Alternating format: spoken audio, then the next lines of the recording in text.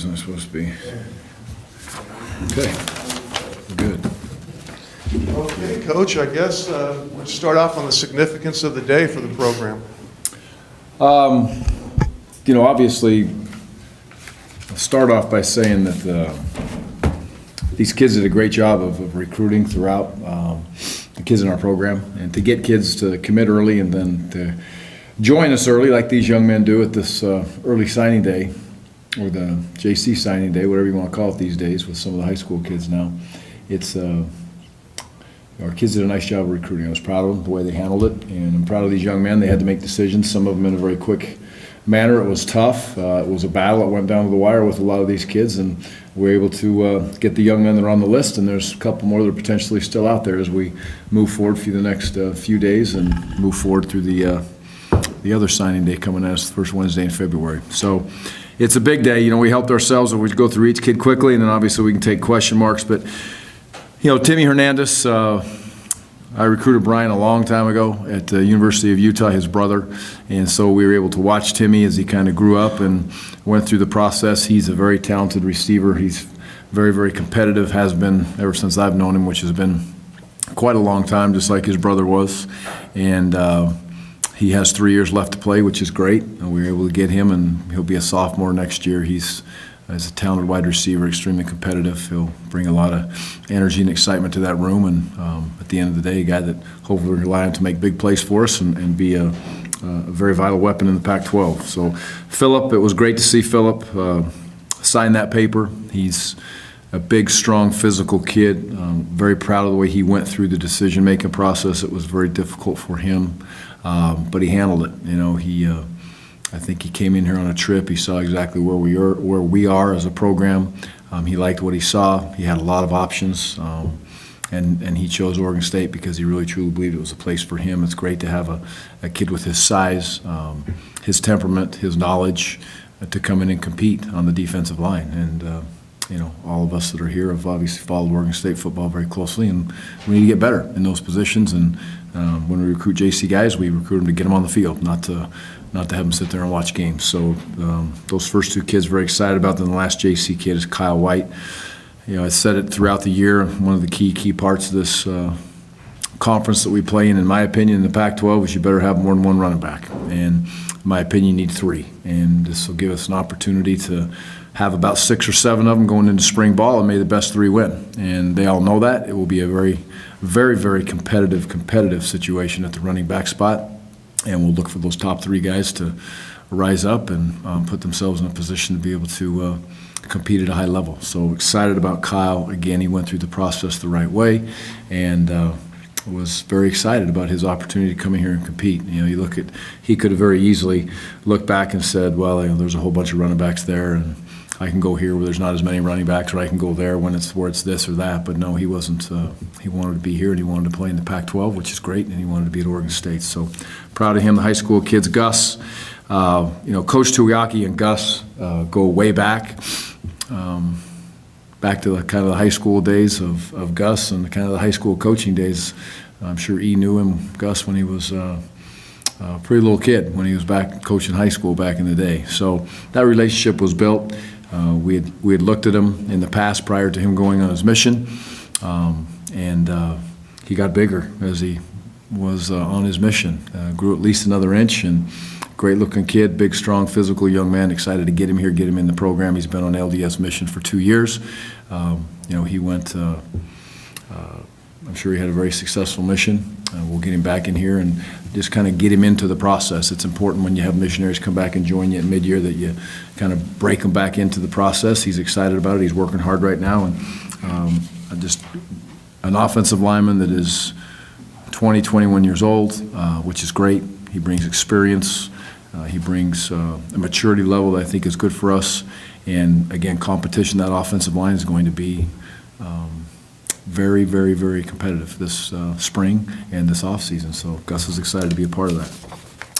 Mason, Mason's a young man that committed to us a long time ago. Coach McGibbon did a great job, I believe, of recruiting him from day one. Once he committed to us, he stayed tight, he stayed strong. He'll be a big part of our success of this recruiting class because he had many options as we continued through time, and he just kept saying, I know where I'm going, I know where I'm committed, and I commend him and his family for continually sticking with us and, pushing all the other people away. There was a lot of that continually went on, and to his credit and his family's credit, they stuck to their guns, and this is where they wanted to be. He's a dual threat quarterback. He can run it, he can throw it. You flip on his film, and to me, again, I always say it, I'm no quarterback guru, but he's a young man that would scare you in all three phases, with his mind, with his arms, and with his legs. So I'm excited to get him in the program. He has agreed to come at mid-year, and will that be in January? No, we'll let him filter through, but he will be here for spring ball, because we're lucky here. We're on the quarter system. Some of these kids have a little bit of work to do, but that will get them to us for the spring ball, and then we'll gauge spring ball around these kids. So our spring ball will be gauged around potentially. Last year we started a week earlier. We may push that back a week now just because of getting these kids in our program. It's important to have them with us. So, and maybe a couple more as we move forward. Shamar Smith, very talented pass rusher.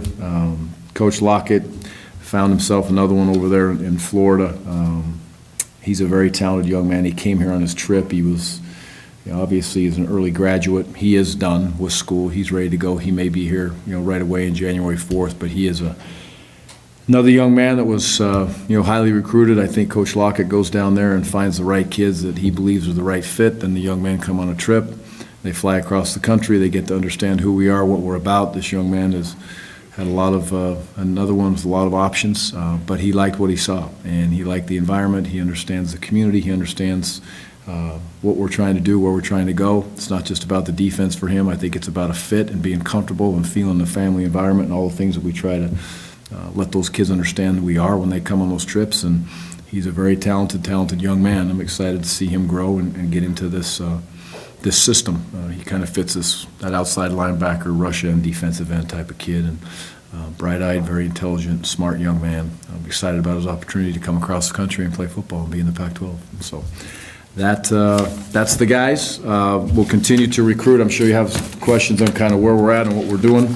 There is a couple more potentially out there for this crew, but we'll see where it goes. Again, we're fighting some big boy battles, and we'll go right back on the road when we can get back out there, and we'll work like crazy on the phone during this break. Proud of the coaches, proud of the kids in the program, the way we're handling this recruiting class, and there's a whole lot of battles out there we're still right in the thick of, and people are going to try to come and take our guys, and we're going to try to go take some other people's guys. So that's it's the love and the love of recruiting. So it's a fun time of year, a very competitive and challenging time of year, but we're right in there with some big boy fights where we should be, and we'll work to win every one of them.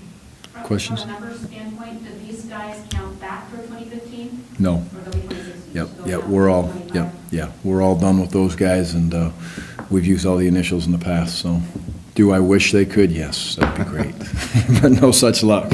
So Gary, 3 JCs, possibly some more. Yeah. Pretty big JC group. Do you hope this is a one-time deal, or is it a good idea to bring in immediate help every year? I would say we would live very comfortably between the world of 2 and 5. More than that, as we move down the road, would mean that we have an issue somewhere within the recruiting process. Sometimes that happens. Maybe injury, maybe kids leave the program, maybe that you didn't recruit kids that were good enough and you made some mistakes as coaches throughout recruiting. So a lot of that happens, but we will always recruit JC players. And when we recruit them, it is because it is an immediate need. Last year I thought we were in a great spot with the JC kids we took. We really helped us at the specialist spot with snapper and punter, obviously, and with Ryan and Nick. And so we'll keep banging away at those kids every year. Kids coming out of high school their senior year and skipping that last quarter of their senior year seems to be something more prevalent. Is that true? Do you like that? Or does it take a special kind of kid's maturity level to be able to pull that off? Yeah, it's definitely happening more often. It takes a special kid, and am I in favor of it? It all depends on the kid and the family. And, for me, if you have a young man that's going to leave early, he needs to understand exactly what he's giving up, and he needs to be not even the word mature is not the right word. It's just ready for the next adventure. Because he doesn't want to come in January does not mean he's not a mature young man. It just simply means that he is not going to take that jump into college right now. So communication with the families, communications with everyone that's involved, from the coach to the players to ourselves is important. So I like it for some kids, and then sometimes I absolutely do not like it. I don't think it's a good plan, but everybody has to be on board if they're going to do it, because it's definitely a change. It can, we had a couple kids that did it last year. It helped them in fall camp. Did it save them? Did it, whatever, gave them a chance to come in and play earlier? Yeah, but, it works both ways, good and bad. Coach McGiven mentioned that he liked the fact that Mason was a tough safety. Tell me a little bit about playing safety as well. How important is that to you, the guy who understands football and has that tough mentality both sides of the ball? Yeah, he could play safety in a second. And, if he wasn't such a good quarterback, we would definitely recruit him as a safety also. So it just shows his demeanor, his toughness, his willingness to get out on the field and do whatever his team asked him to do in high school. And, he is a competitive kid. When you look back and you look at all those kids right there, and kind of our MO always in recruiting, and this year is no different, is we want tough-minded kids that love the game of football, that have their standards set high in life, and standards set high in school. And these kids love to compete. And I want to be able to say that every young man that says yes to us loves the game of football. And that's vitally, vitally important. And Mason, I don't know what's above love the game of football, but there's another step that kid's in, because he eats it, sleeps it, drinks it.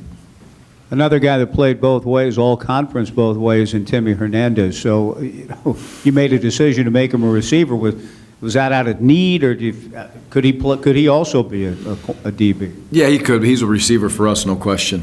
Brian Hernandez's brother was actually ran the offense there at the junior college at Pima, and Brian had him in there lead blocking on some ISO plays, and I'm like, come on, man. And Timmy did it, so that shows you how tough he is. But he was in there, and a couple of young men were recruiting from other JCs, and we know exactly what those guys look like. They've been on campus, and here comes Timmy inside and trying to run ISO at him. And so he's a very competitive kid. He did some good things on defense, and again, it's his natural ability to want to compete at a high level.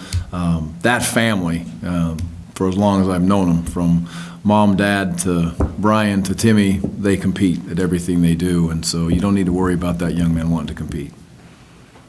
Gary, do you think it helps that even though you ended the season, it wasn't a win, but the way you played that game, how close it was, the fact that there was an electric true freshman, Seth Collins, playing in that game, a lot of redshirt freshmen, that these players see opportunity immediately to play, and that sort of helps with the whole recruiting package for Oregon State? Yes, I would agree. And we share that vision in a lot of ways with the youth, with the fact that we're not going to run and hide from the fact that we put 59 kids on that bus. We pride ourselves that there was 59 kids that got on that bus, and we're excited to go play and battle like crazy. What could take place, what will take place, what can take place when we get 70 of them and they're all in, and we're going to see exactly what happens. But it was good to be able to be in that setting, in that stage. It was good for our kids in the program. I think they understand that, there were some freshmen the last three games that now look at themselves and say, I don't think I can play in the Pac-12 anymore. I know I can, and that's a good place to be. So that the second half, not a win. Obviously, we can talk about that all day long. It's not the goal, but there was some positive things that could come out for our team to understand where we're headed. I know you can't talk about specific players, but kind of just on a more overarching thing, just going forward now towards the February signing day, just kind of what are your biggest priorities now as you head into the stretch run? Okay, that's a great question. As we sit in our numbers, our needs list, and our goal is always to get to 40 on defense, 42 on offense, and then 3 specialists. That would take us to our 85 scholarships, and then we operate within the numbers of our nose guards, defensive ends, so on and so forth by position. So it's really cleaned itself up. Our numbers are much more even as far as our classes. We're, our largest class right now is 21, and our smallest class is, our largest class, our freshman class, at 25 right now, and our smallest class is a class of 21. So we're moving in the right direction as far as stabilizing ourselves for next year and then for the future.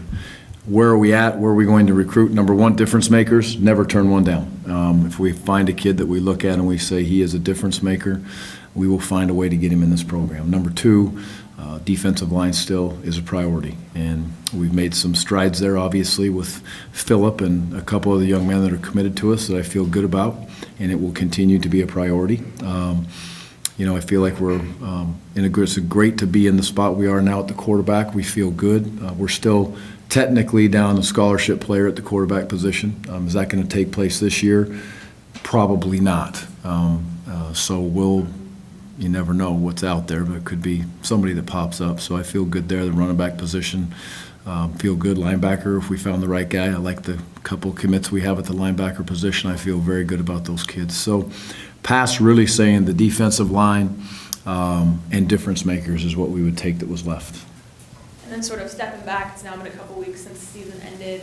Just when you sort of wrap your brain around that with a little bit of distance, just, what'd you learn, what'd you take away, and then maybe what was your message to the players as they sort of broke after finals and went home for the holidays before they come back in January? Well, you do a lot of soul searching to try to get this program where it deserves to be and get it where Beaver Nation wants it to be and we all want it to be. So I spent a lot of time. It's a lot of miles on an airplane here the last couple weeks for me. It gives me a chance to really sit back and reflect. We had a staff meeting today that discussed everything from A to Z. So we want to change, and the message to the team, and they'll really get this message when we come back. But if you want to change, you have to have a plan for change. Number one, you have to understand why do you need to change, and we'll make that very clear to them. And next, we need to set a plan out there to let them know what we do want to change and what we need to change. And then number three, how are we going to sustain that? How are we going to sustain the changes that we're asking you to make? And it all starts with our foundation. I think we laid a solid foundation. I told the kids that. I believe that. Did it come in wins? No, it absolutely did not. But the mindset of these young men when they walked out was good in my breakout meetings with them. I felt it was a positive.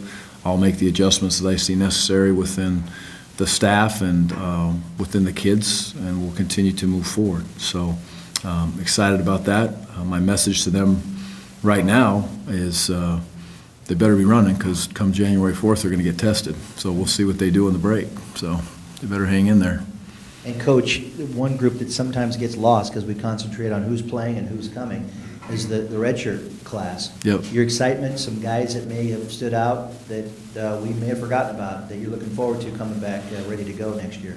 Well, there's so many of those red shirts. Without naming the names, I was just really proud of them overall. There's a number of young DBs that are going to come in and compete, and we'll mention their names when they deserve to get mentioned. But I'm excited about the strides that they made through the offseason. There's 2 or 3 offensive linemen that sat out, some that have experience, some that were freshman red shirts that we traveled throughout the year that I'm excited to see them come in and compete.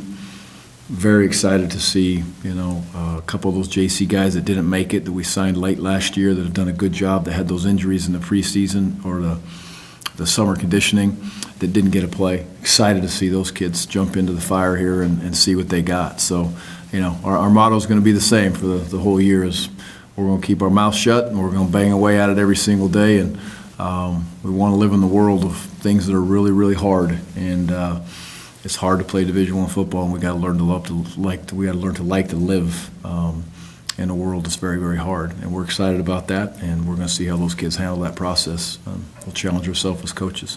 One thing I got to say is Vinny's back here, Vince Ginta and his crew. D-Ray and Biggs in recruiting, they did a fantastic job, and they're kind of the unsung heroes. They go unnoticed a lot of the time, but their work in recruiting is impressive, and the way they keep us in front of kids and keep us organized and keep these coaches moving around the country, and it's a hard job, and they're big-time D1 guys at it. What else we got? Back to Gus for a second. You spoke of him as an offensive lineman. He's listed as offensive, defensive guy. That's probably Coach Tuiaki looking at him, seeing he can think he can play defensive line. Those guys always look at those big giant guys that are athletic. He's an offensive lineman, and that's where his future is for us. And again, things can obviously change when he gets in here and he gets himself in great shape, which he will quickly. But I see Gus as a big-time, physical, tough-minded offensive lineman, and that will be our MO as we move forward. We want to be able to physically run the ball in this conference and get after people and play with a nasty attitude, and I think Gus will help us bring that to the table as we go forward.